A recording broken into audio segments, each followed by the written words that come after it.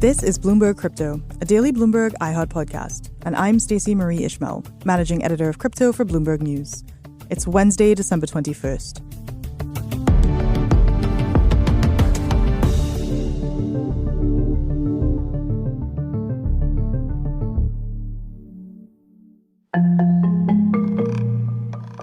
Sam Bankman-Fried might not have expected that his time in the Bahamas would include the inside of a jail cell. Bankman-Fried and his inner circle at FTX and Alameda Research relocated operations to the Bahamas from Hong Kong in late 2021. The Bahamas-based employees and executives seemed to enjoy what looked like a lavish island lifestyle. Think yachts and penthouses with ocean views. But how much of that lifestyle was funded improperly is at the center of allegations and charges filed by everyone from the U.S. Department of Justice to the Securities and Exchange Commission to the CFTC. The Department of Justice alleges that, among other things, SBF misappropriated customer deposits. And there's a brewing fight between officials in the U.S. and local regulators in the Bahamas over just who is in charge of what. For more on how things shook out in the Bahamas in this unfolding story, we're joined by Bloomberg reporters Zeke, Faux. You know, when this company was worth $30 billion overnight, it was like, all right, so he wants to have Larry David in the ad. I guess he can afford it. But now it all looks very different when this is like customer money that was like allegedly, wasted. And Carly Warner. I did talk to a few people who worked in the crypto scenes, some who were not from Bahamas, some who were from Bahamas. And across the board, it sounded like people were saying this does set us back. It also sets us back with regards to Bahamas as a crypto hub. Hello to both of you, and thank you so much for taking the time. Thanks a lot. Thank you. Zeke, why don't I start with you? You have one of the, I think, more interesting gigs at Bloomberg. What is it that you do? I am mostly writing stories for our magazines, Bloomberg Business Week and Bloomberg Markets, and I try and write about crazy things happening in the world of finance, whatever they are. There's been a lot of that, and we'll talk about one in particular very shortly. Now, Zeke, as a person who gets to write about those things, you sort of get to look and be like, ooh, that seems wild. I'm going to check that out. What prompted you to write one of the first major profiles of Sam Bankman-Fried? Yeah, I had sort of stopped paying attention to crypto for a while until I went to a conference last year where I met Bankman-Fried. He had just announced that he was paying for the naming rights to the Miami Heat's arena. Mm-hmm. And he was at this conference in Miami to celebrate.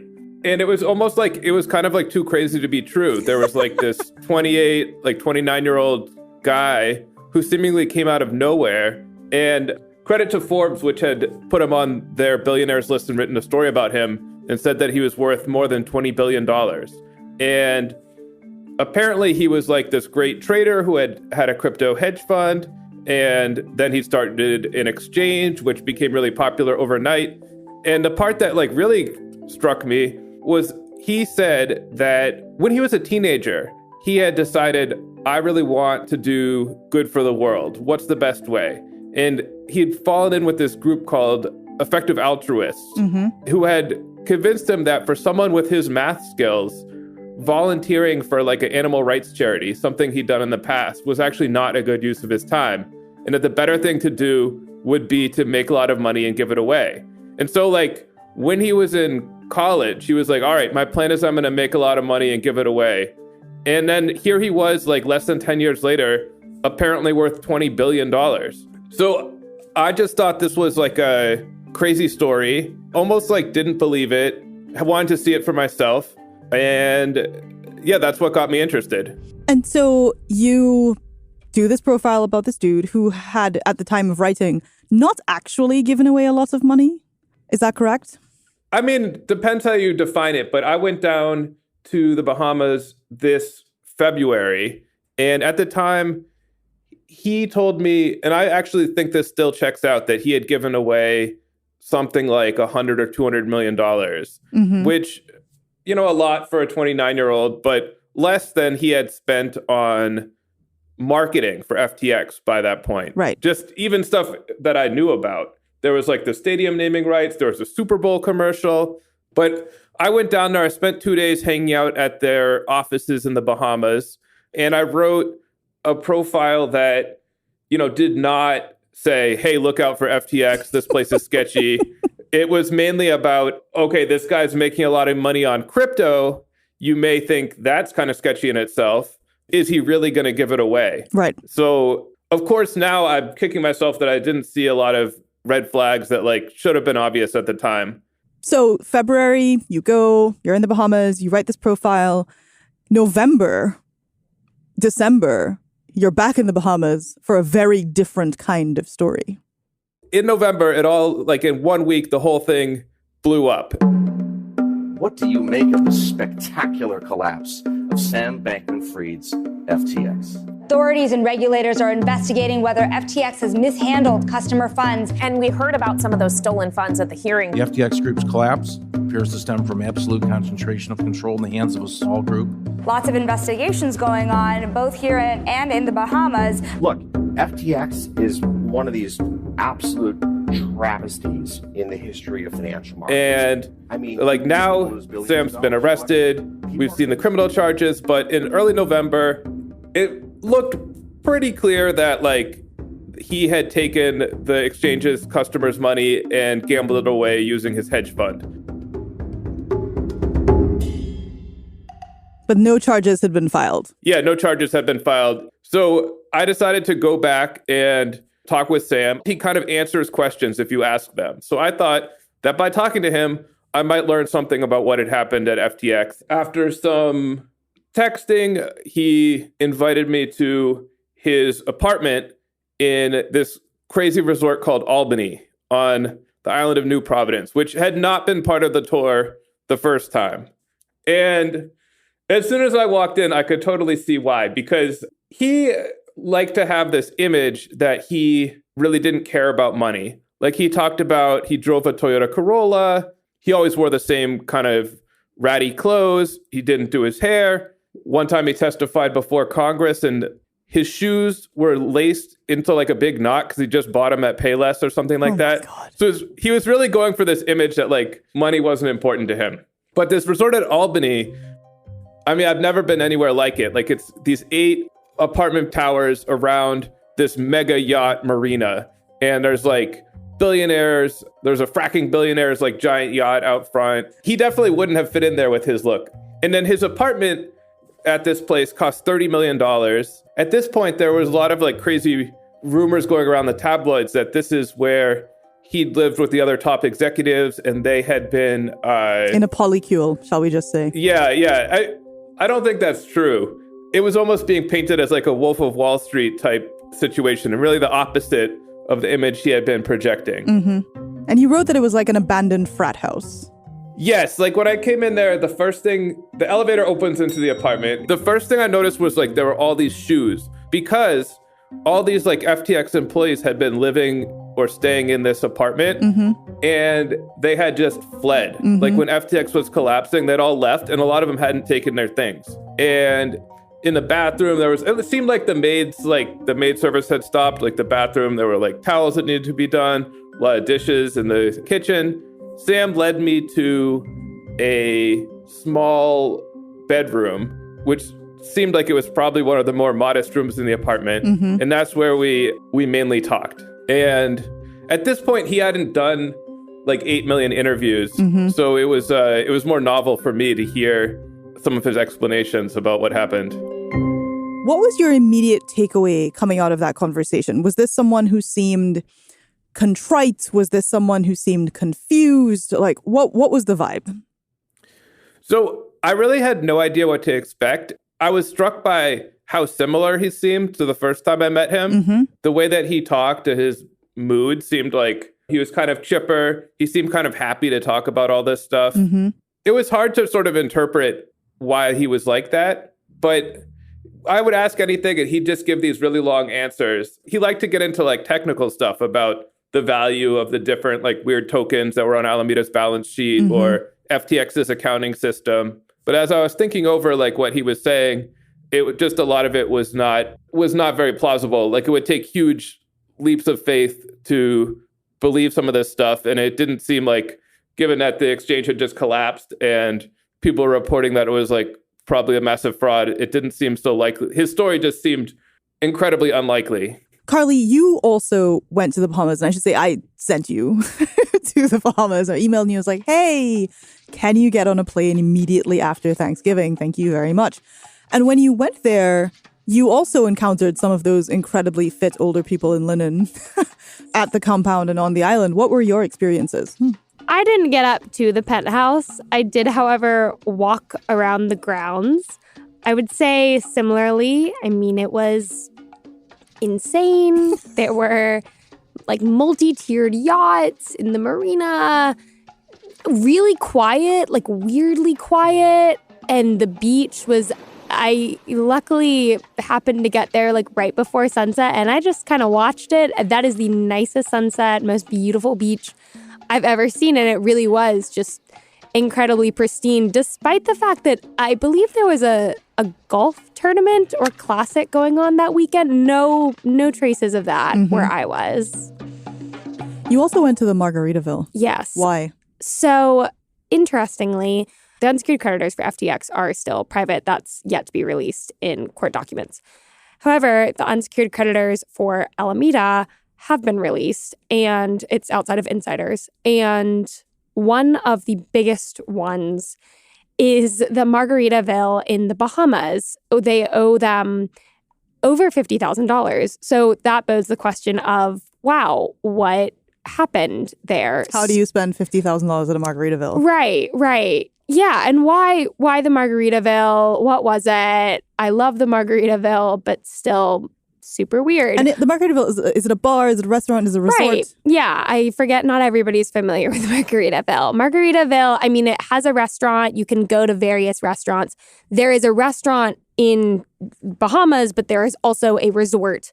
The resort, as I learned when I called the restaurant, and they said that I needed to call the resort, the restaurant is not affiliated with the resort. They're separate. So it was, in fact, that Alameda owed the money to the resort. So went to the resort. Managers declined to comment. The staff, however, who worked there were very forthcoming. They had interacted with and seen the FTX people, and they said that people affiliated with FTX had been staying at the Margaritaville for several months. It was different people. They would filter in and out, staying for weeks or months at a time, depending on who you were. They had about 20 rooms. There's the Margaritaville Resort, but there's also across the road, there's a nicer resort that, if you know Jimmy Buffett, which this is a Jimmy Buffett themed resort, it's a pun. It's called One Particular Harbor. Yeah, so the people affiliated with FTX were staying there, and every day on work days, a shuttle would come pick them up in the morning and then drop them back off at the end of the day, late afternoon, early evening. Staff said that they were kind, they were friendly, that, they would hang around the pool and the restaurants. Right. Up next, more on Sam Bankman-Fried and what he left behind in the Bahamas with my colleagues Zeke, Faux, and Carly Wanna.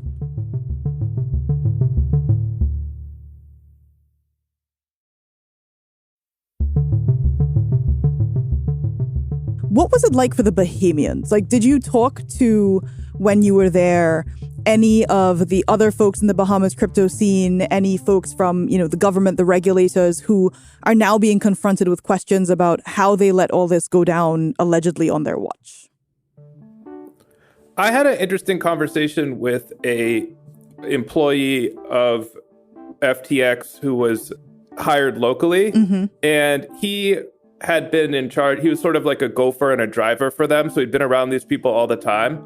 And he told me, like, listen, these reports that these people were like going crazy are not true. He said something to the effect of like, bro, these were a bunch of nerds. Like, come on. And I asked Sam about some of his spending back on my first interview in February. Maybe it's too charitable to still believe this, but it seemed like what he was saying was like, listen, we're going to make so many billions that like this little amount of spending on like naming rights or say putting employees up in a hotel when you could have found a cheaper one is like a rounding error.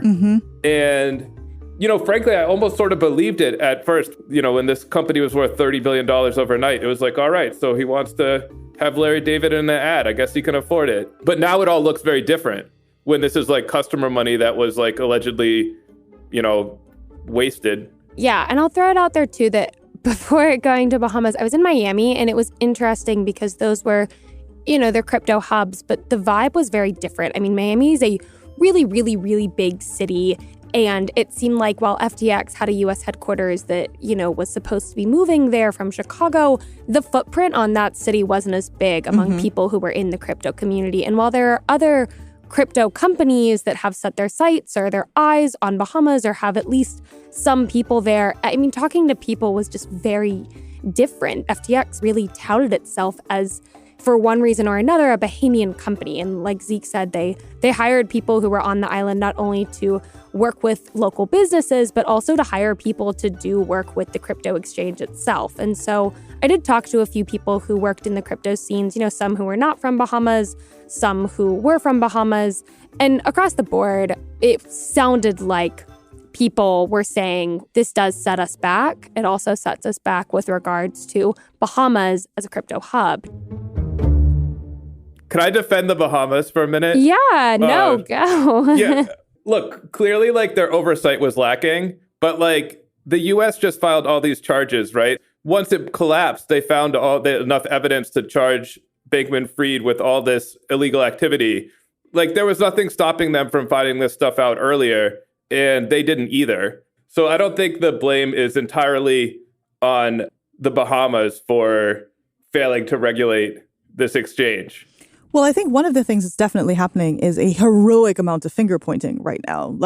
Reading some of these filings and the statements from various regulators is, I wouldn't say it's quite the level of drama as a soap opera, unless you are perhaps a person who works at Bloomberg and thinks about things this way. But, you have these very feisty statements coming out from, the Bahamas Securities and Exchange Commission, essentially saying John J. Ray III is ignoring our emails and misrepresenting everything that we're saying.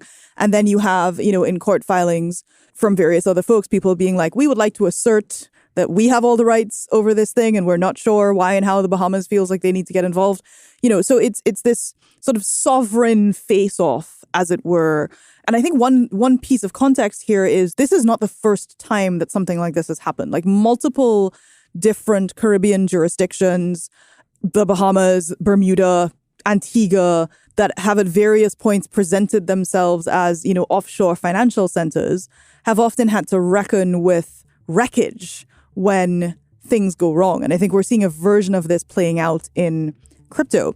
Zeke, as a person who's chronicled lots of financial weirdness over time, where do you think this is going to go from here? Oh, they were quick to file the charges because it was such a high-profile case, but these things take years to play out. So, the authorities have basically said they're looking at other people. There'll be more people charged. But I think we're only just now was the Theranos case resolved. And when did that break? So I think we're going to be hearing about this for years. And I doubt this is the last company to blow up in crypto, although how many companies are left? More on that on future episodes of the podcast. Thank you, Carly, and thank you, Zeke, for joining us today. Thanks a lot. Thank you. You can find more of their reporting on the Bloomberg terminal and on Bloomberg.com. And be sure to check out our twice-weekly newsletter, which is also called Bloomberg Crypto. This is Bloomberg Crypto, a daily podcast from Bloomberg and iHeartRadio. For more shows from iHeartRadio, visit the iHeartRadio app, Apple Podcasts, or wherever you get your podcasts. Send us your comments, questions, or suggestions for the show to crypto@bloomberg.net. The supervising producer of Bloomberg Crypto is Vicky Vergolina. Our senior producer is Janet Babin. Our producers are Mohammed Farouk and Sharon Barrero. Our associate producers are Ty Butler and Moses Undum. Desta Wonderad is our engineer. Original music by Leo Sidran. I'm Stacey Marie Ishmael. We'll be back tomorrow.